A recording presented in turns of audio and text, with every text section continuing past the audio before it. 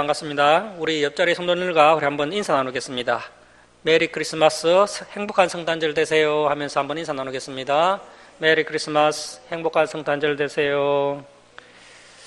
예, 오늘 반가운 분들이 많이 오셨네요. 우리 박대진 성도님, 김정 지사님 정말 반갑습니다. 그리고 우리 김동옥 성도님의 가정, 우리 김보미 성도님, 김예원 예쁜 딸 함께 또 예배 참석해 주셨습니다. 잠시 후에 한번 소개 한번 드리겠습니다. 감사합니다. 오늘 그 성탄절의 의미라는 제목으로 하나님 말씀 함께 나누겠습니다. 오늘은 크리스마스 이브입니다.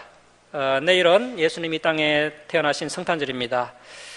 성탄절의 의미를 깨달아서 날마다 감사와 기쁨이 넘치는 저와 여러분 되었으면 좋겠습니다. 올해는 그 어느 한 해보다도 참 어려웠던 해인 것 같습니다. 그동안 코로나 때문에 힘들었는데 지금은 또 금리와 물가가 너무 많이 올라서 힘이 듭니다. 우리 서민들의 주머니 사정이 더욱 팍팍해졌습니다. 언론에서는 내년 경기가 더 어려워질 것이다라는 전망을 내놓고 있습니다. 사실 제가 살아오면서 느낀 바에 의하면 우리나라의 경제가 좋았다고 한 적은 거의 없었던 것 같습니다. 어려운 가운데서도 우리는 하나님의 은혜로 지금까지 잘 이겨내었습니다. 이렇게 우리 주변 상황을 둘러봐도 긍정적이고 기쁜 일은 거의 없고 어둡고 힘든 이야기만 들려오고 있습니다. 우리의 마음을 무겁게 하는 소식만 들려오고 있지만 오늘 우리가 이 성탄절의 의미를 제대로 깨닫게 되면 이 모든 어두운 소식과 근심과 불안은 단번에 사라져 버리고 우리의 마음에 기쁨과 새 희망이 샘솟게 될 것입니다. 내일은 성탄절이죠. 성탄절을 기념하기 위해서 교회마다 하나님께 감사 예배와 찬양을 올려드릴 것입니다. 예수님이 태어나신 그때도 수많은 천군과 천사가 하나님께 찬양을 올려드렸습니다. 누가복음 2장 13절 화면 보십시오. 화면 보셔도 되겠습니다. PPT 화면 보시고 우리 누가복음 2장 13절 14절 함께 읽겠습니다. 자, 시작. 호련히 수많은 천군이 그 천사와 함께 하나님을 찬송하여 이르되 지극히 높은 곳에서는 하나님께 영광이요 땅에서는 하나님이 기뻐하신 사람들 중에 평화로다 하니라. 사랑하는 성도 여러분, 지금 우리가 사는 이 땅에 이 평화가 얼마나 소중하고 절실한지 요즘은 더욱 실감할 것입니다. 현재 우크라이나와 러시아가 전쟁 중이고 또 이스라엘과 하마스가 전쟁 중입니다. 전쟁으로 인해 힘없는 어린아이와 여성들이 많이 죽고 다쳤습니다.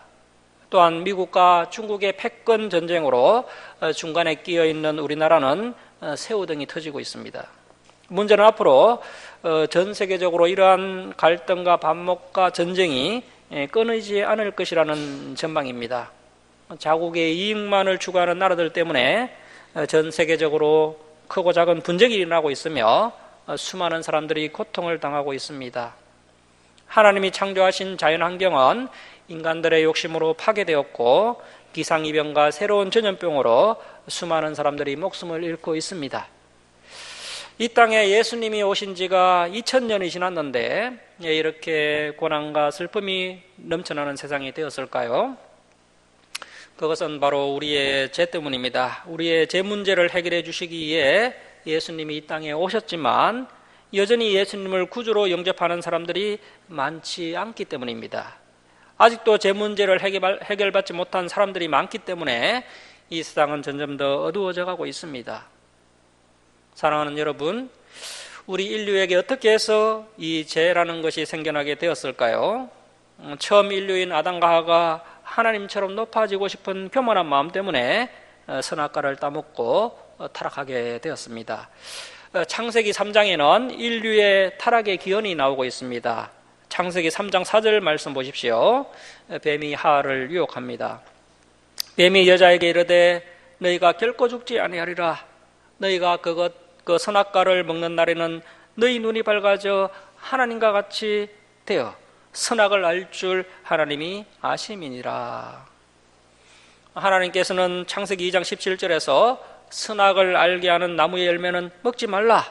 네가 먹는 날에는 반드시 죽으리라고 말씀하셨는데 이 뱀은 결코 죽지 아니하리라고 말을 합니다. 심지어 이 선악과를 먹으면 너희 눈이 밝아져 하나님과 동등한 위치에 서게 된다라고 유혹을 하고 있습니다. 창세기 3장 6절 말씀 보십시오. 그 여자가 그 나무를 본즉. 자, 여러분, 우리가 이 시선을 빼앗기면 마음도 빼앗기게 됩니다. 마음을 빼앗기면 우리의 전부를 빼앗길 수가 있습니다. 사탄이 그것을 알기 때문에 우리 성도님들이 하나님을 보지 못하도록 온갖 세상적이고 정욕적이고 화려한 것으로 우리를 유혹하고 있습니다. 그래서 우리 하나님의 백성들은 하나님이 기뻐하지 않는 것은 처음부터 보지 않는 그런 단호함이 있어야겠습니다. 그래서 예수님께서 말씀하셨죠. 너희 눈이 음욕을 품게 하거든 너희 눈을 뽑아버려라. 너희의 한쪽 눈을 잃고 하나님의 나라에 들어가는 것이 훨씬 더 낫다. 그래서 여러분, 우리의 시선을 빨리 돌려야 합니다. 자, 3장 6절 계속 보십시오. 여자가 그 나무를 본즉 먹음직도 하고 보암직도 하고 지혜롭게 할 만큼 탐스럽기도 한 나무인지라 여자가 그 열매를 따먹고. 하하가 선악과를 한번 베어 먹었을 때 그 자리에서 하고 죽었으면 아담은 선악과를 안 먹었을 것이고 이야기는 전혀 다른 방향으로 흘러갔을 겁니다. 그런데 하하가 선악과를 한번 베어 먹었는데 안 죽었습니다. 누구의 말이 맞는 것 같습니까? 여기까지만 보면 뱀의 말이 맞는 것 같기도 합니다. 뱀의 말이 틀리면 안 속는데 뱀의 말이 이렇게 맞는 것처럼 보이니까 사람들이 속는 것입니다. 이단과 사이비도 충분히 속일 만큼 해놓고 사람들을 초청합니다. 그러니까 그렇게 똑똑한 박사들, 의사들, 변호사들도 그 신천지, JMS 같은 그런 말도 안 되는 이단들에게 속아 넘어가고 있습니다. 자, 6절 하반절 계속 보십시오. 여자가 그 열매를 따먹고 자기와 함께 있는 남편에게도 주매 그도 먹은지라. 여자도 먹고 남자도 먹었습니다. 우리 개혁교회의 중요한 신앙 고백서인 에스터민스터 신앙 고백서를 보면 우리 인간이 타락하려고 할 때 하나님께서 막지 않으신다는 것입니다. 우리 하나님은 인간의 타락을 막지 않으십니다. 그리고 자신의 지은 죄에 대한 책임을, 그런데 오늘날 우리 성도님들은 자신의 죄를 하나님께서 막으신다고 오해하고 있습니다.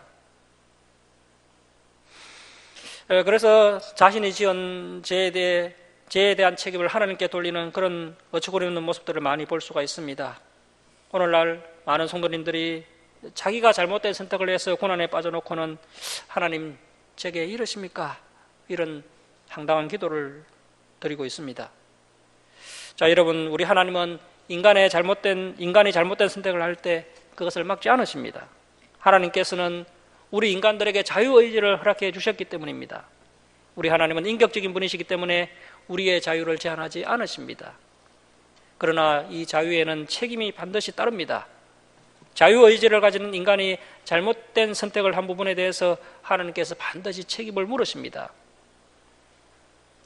물론 우리가 잘못된 선택을 했을 때 그 죄를 뉘우치고 회개하면 하나님께서는 우리를 용서해 주십니다.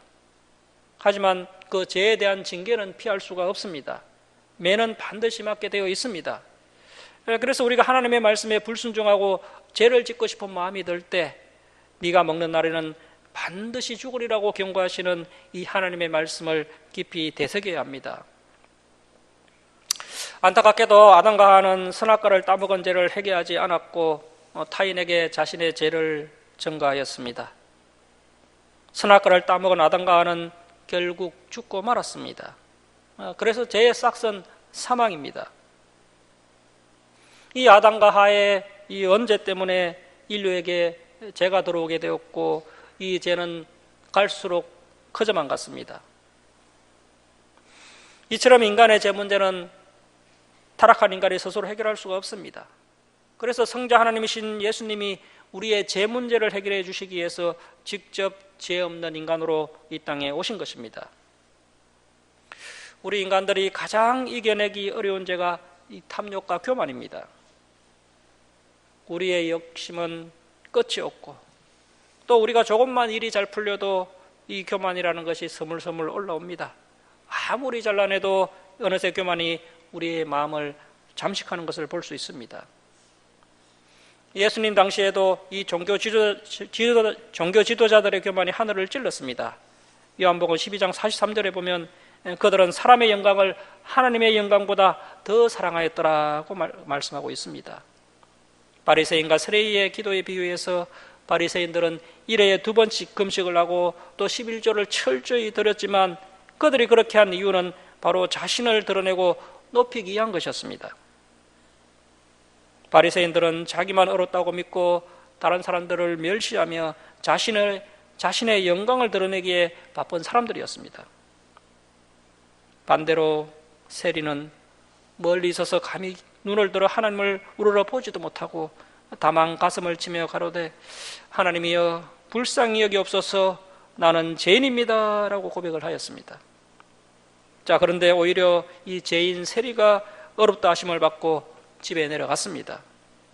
예수님은 무릇 자기를 높이는 자는 낮아지고 자기를 낮추는 자는 높아진다라고 말씀하셨습니다. 이 세상 사람들이 자기를 낮추고 예수님을 구주로 영접하고 하나님께 영광을 드리면 이 땅에 하나님이 내려주시는 평화가 임하게 될 것입니다. 예수님이 탄생한 날 밤 유대 사람들은 아무도 예수님의 탄생을 몰랐으며 몇 명의 베들레헴 목자들만이 천사에게서 구주가 나셨다는 소식을 전해 들었습니다. 천군 천사들이 분주히 움직이며 하나님의 독생자가 이 땅에 육신의 몸으로 오신 것을 찬송하였습니다. 우주 만물의 주인이신 창조주 하나님의 독생자 예수 그리스도께서 베들레헴에 나셨는데 인간들이야 영적인 눈이 멀어 보지 못했지만 영적인 눈으로 바라볼 수만 있다면 이 시골 마을 베들레헴에 얼마나 화려하고 위대한 한영식이 열렸겠습니까? 사랑하는 여러분, 성자 하나님이신 예수님께서 2023년 전 실제로 이 땅에 오셨습니다. 그 예수님의 탄생을 성경에서는 기록하고 있습니다. 누가복음은 예수님의 탄생을 마리아 입장에서 기록을 하고 있고 마태복음은 요셉의 입장에서 기록을 하고 있습니다. 누가복음 1장 28절에는 요셉과 약혼한 마리아에게서 천사가 와서 인사를 합니다. 은혜를 받은 자여 평안할지어다 주께서 너와 함께 하시도다. 마리아가 그 말을 듣고 이런 인사를 왜 내게 하나 하고 놀랍니다. 그때 천사가 보라 네가 잉태하여 아들을 낳으리니 그 이름을 예수라라고 말합니다. 마리아는 나는 남자를 알지 못하니 어찌 일이 있으리까 하고 묻습니다. 그때 천사가 성령이 내게 임하시고 지극히 높으신 이의 능력이 너를 덮으시리니 이름으로 나실 바 거룩한 이는 하나님의 아들이라 일컬어지리라고 말합니다. 마리아는 순종하며 주의 여종이 오니 말씀대로 내게 이루어지이다라고 말합니다. 그리하여 마리아는 성령으로 예수님을 잉태하게 됩니다. 이 마태복음은 남편 요셉의 입장에서 기록되었습니다.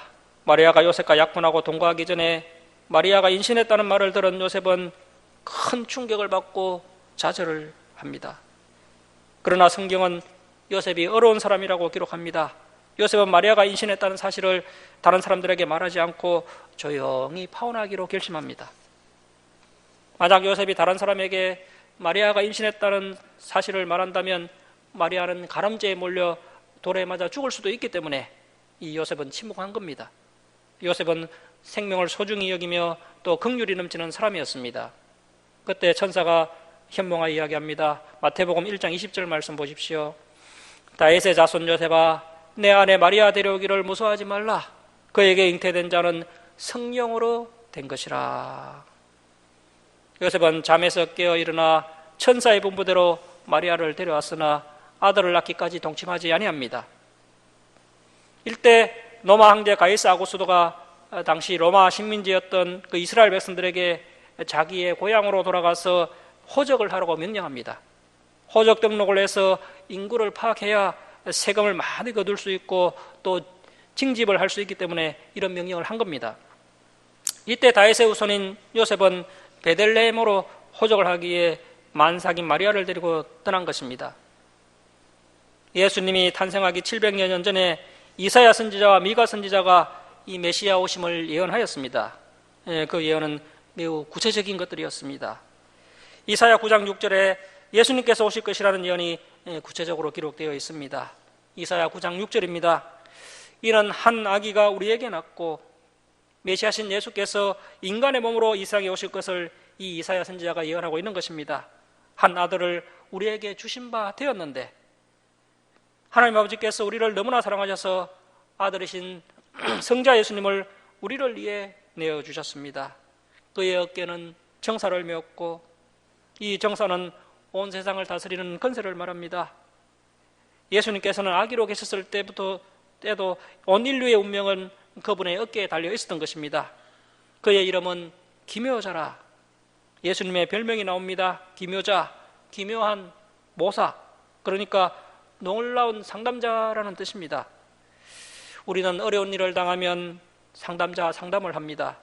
그러나 인간 상담자는 우리에게 지혜를 빌려 줄지언정 우리의 인생을 대신 살아줄 수는 없습니다. 그러나 우리 예수님은 우리의 인생을 대신 사십니다.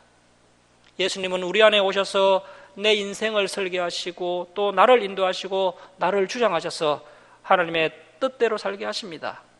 그의 이름은 기묘자라, 전능하신 하나님이라.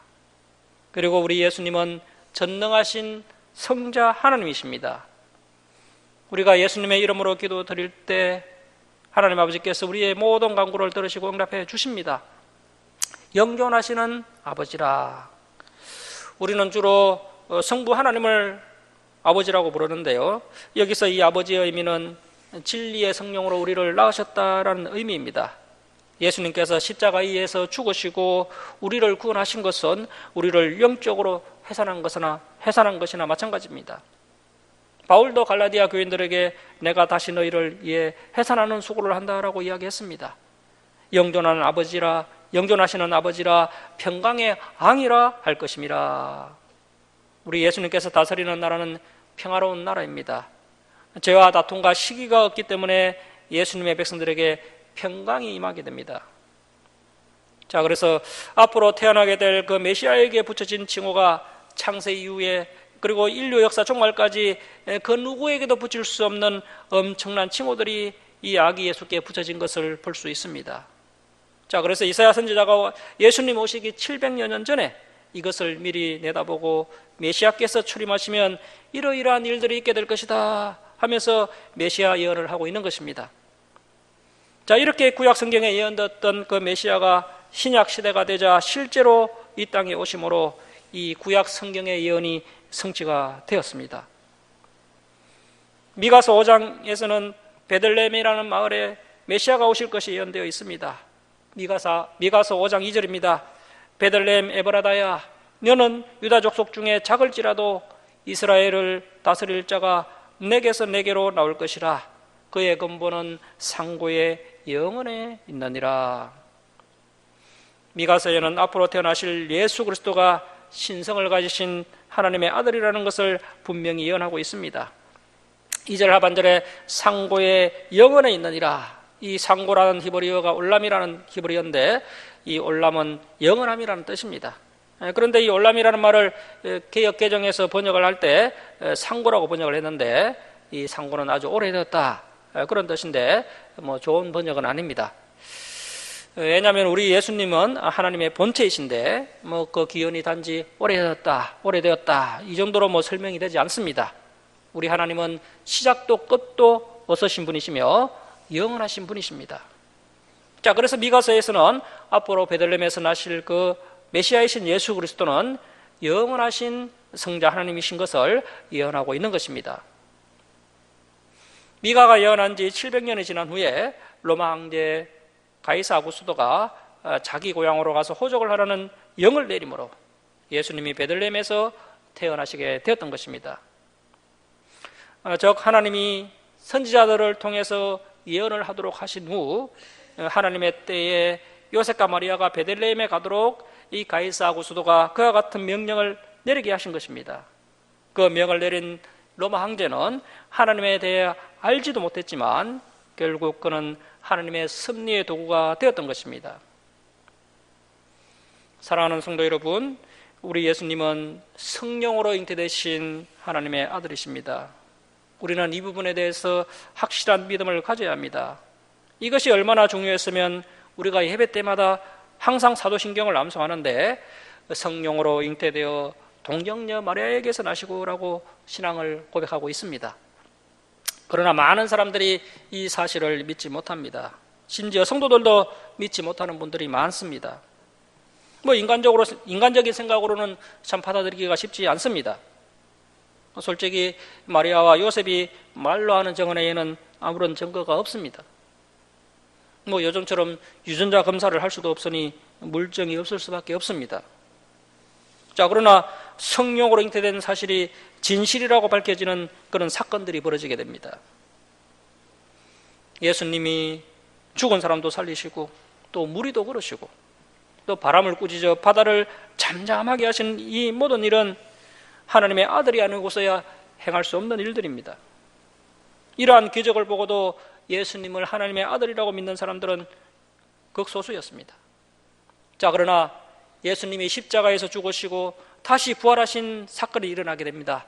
그 부활 사건 이후에야 비로소 이 제자들이 예수님은 성령으로 잉태되신 하나님의 아들이라는 사실을 온전히 받아들이게 되었던 것입니다. 예수님이 죽음에서 부활하신 이후에 예수님이 그동안 정언하셨던 모든 말씀과 또 성경에 예언되었던 그 예수님에 관한 말씀들이 다 소급해서 진실로 판명이 나게 되었던 것입니다. 자, 그렇다면 예수 그리스도께서 동정녀 마리아를 통해 성령으로 잉태되어 출생한 분이라는 사실이 왜 그리 중요한 것입니까? 예수 그리스도의 동정녀 탄생과 성령 잉태가 중요한 이유는 예수님은 바로 하나님이라는 사실입니다. 예수님은 결코 우리와 같은 인간이 아닙니다. 인간이었다면 인간이 태어나는 동일한 과정을 통해서 태어났어야 했습니다. 그러나 예수님은 성자 하나님이시기 때문에 성령으로 잉태되셔야만 했고, 그래서 동정녀 마리아를 통해서 탄생을 하셨던 것입니다.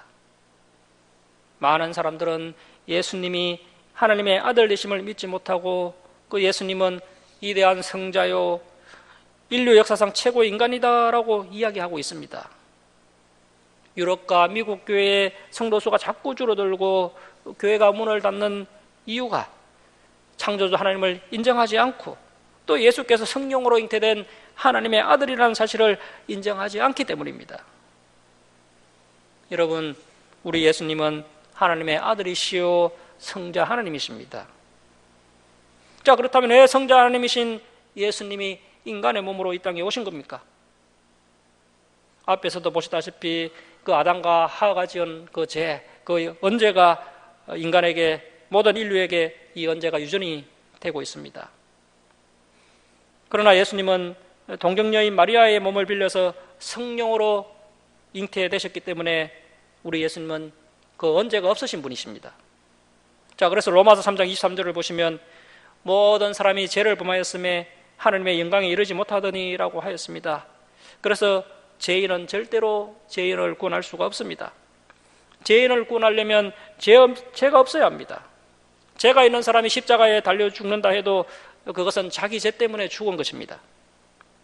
고린도후서 5장 21절에서 예수님은 죄를 알지도 못하는 자라고 하였고, 또 베드로전서 2장 22절에서는 그는 죄를 범하지 아니하시고 그 입에 거짓도 없으시며라고 하였으며, 또 히브리서 4장 15절에서는 모든 일에 우리와 똑같이 시험을 받으신 이로되 죄는 없으시니라고 했습니다. 죄를 사함받기 위해서는 죄 없는 사람의 피가 필요합니다. 그런데 인간은 모두가 다 죄가 있기 때문에 이 세상에 죄 없는 사람은 아무도 없습니다. 그래서 하나님의 아들이 성령으로 잉태되어 이 땅에 인간으로 탄생하신 것입니다. 예수님께서는 마태복음 20장 28절에서 인자가 온 것은 섬김을 받으려 함이 아니라 도리어 섬기려 하고 자기 목숨을 많은 사람의 대속물로 주려 함이니라고 말씀하시면서 낮은 자로 이 땅에 오셨습니다. 예수님은 우리의 죄를 대신하여 십자가에 달려 죽으심으로 예수님을 구주로 고백하는 사람들의 모든 죄를 다 사해 주셨고, 우리는 그 예수님의 보혈로 말미암아 영원한 생명을 얻었으며 하나님의 자녀가 되는 은혜를 받게 되었습니다. 자, 마태복음 1장 21절 말씀 보십시오. 아들을 낳으리니 이름을 예수라 하라. 이는 그가 자기 백성을 그들의 죄에서 구원할 자이심이라 하니라. 이 예수라는 이름의 뜻이 하나님이 구원해 주신다. 그래서 여기에 말씀하셨듯이 자기 백성들을 그들의 죄에서 구원할 자라는 뜻입니다. 여러분, 우리가 앞에서 인류가 죄로 타락하는 장면을 살펴보았습니다. 우리가 다른 문제에 있어서는 그래도 우리가 노력을 해볼 수가 있습니다. 그런데 이 죄 문제에 있어서는 결코 우리의 힘으로 어떻게 해볼 수가 없습니다. 이 죄 문제 앞에서는 모든 인간들이 너무나 나약합니다. 저 역시 목회자로 살아가고 있지만 이 죄 문제 앞에서는 정말 부족하고 나약한 존재임을 절감하고 있습니다. 그만큼 이 죄가 강력하다는 것입니다. 이 죄를 인간이 스스로 이겨낼 수가 없습니다. 우리가 그동안 구약 성경을 통해서 보셨지 않습니까? 이스라엘 백성들이 계속해서 죄에 걸려 넘어지는 장면을 봤는데, 이처럼 우리 인간은 자기 스스로의 힘으로 결코 이 죄를 이길 수가 없습니다. 그래서 예수 그리스도의 보혈이 존귀한 것입니다. 예수 그리스도의 보혈이 없이는 단 한 생명도 구원받지 못합니다. 여러분, 우리의 죄 문제를 해결해 주실 분은 오직 예수님 한 분밖에는 없습니다. 그래서 예수님이 구원자 되심을 믿고 그 예수님을 나의 구주로 믿고 받아들이면 우리의 죄 문제가 해결되고 우리는 구원을 받게 되는 것입니다. 이것만큼 크고 놀라운 은혜가 없습니다. 우리가 나름대로 예수님을 열심히 믿었는데 큰 복을 받지 못했다고 실망할 필요가 없습니다. 이 구원의 은혜 하나만 하더라도 이미 넘치도록 복을 받은 것입니다. 사랑하는 여러분, 성탄절은 바로 우리 인간의 죄 문제를 해결하기 위해 하나님의 독생자 예수님이 육신이 되어 이 땅에 태어나신 날입니다. 그래서 이 성탄절은 하나님 아버지께서 자기 아들을 아끼지 아니하시고 우리에게 내어주신 날이며, 더하여 그 예수님과 함께 모든 것을 우리에게 주시기로 약속하신 날입니다. 여러분은 이 사실에 대해 매우 놀랍게 생각해야 합니다. 예수님이 이 땅에 오신 것이 얼마나 놀라운 사건인지 로마서 8장 32절의 말씀을 보면 분명히 알 수가 있습니다. 자, 우리 여기 화면 보시면서 로마서 8장 32절 우리 한번 함께 읽겠습니다. 자, 시작. 자기 아들을 아끼지 아니하시고 우리 모든 사람을 위하여 내주시니가 어찌 그 아들과 함께 모든 것을 우리에게 주시지 아니하겠느냐. 사랑하는 여러분, 전지전능하신 창조주 하나님께서 우리를 위하여 그 아들을 내어주셨으며 그 아들과 함께 모든 것을 우리에게 주시기로 약속해 주셨습니다. 이것이 바로 성탄절의 의미이며 우리가 기뻐하고 감사하며 하나님께 찬양을 올려드려야 할 이유인 것입니다. 자기 아들을 주신 하나님께서 무엇이 아까워서 우리에게 주시지 않을 것이 있겠습니까? 그러니 여러분 기도하십시오. 반드시 응답받게 될 것입니다. 절망이 밀려올 때 주님께 부르짖으십시오. 주님께서 새 힘을 주셔서 능히 절망을 이기고 승리하게 될 것입니다. 도저히 해결할 수 없는 난제를 만났습니까? 도저히 회복될 가망이 없습니까? 우리의 기도를 들어주시는 분은 창조주 하나님이십니다.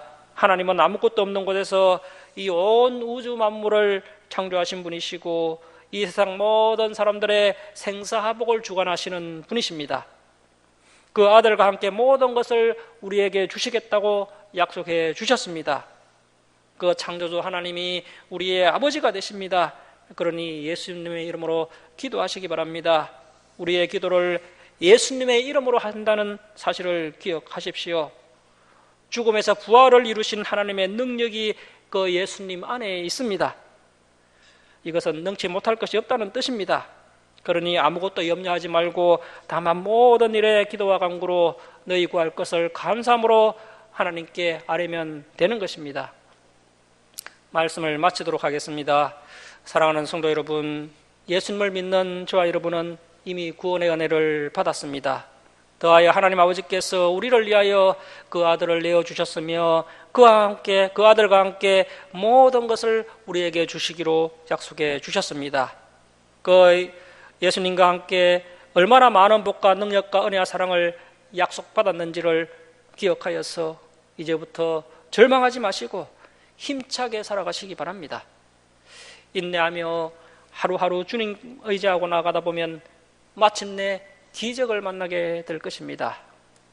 여러분의 남은 삶에 놀라운 간증거리가 넘치시길 주님의 이름으로 축원합니다. 기도하겠습니다.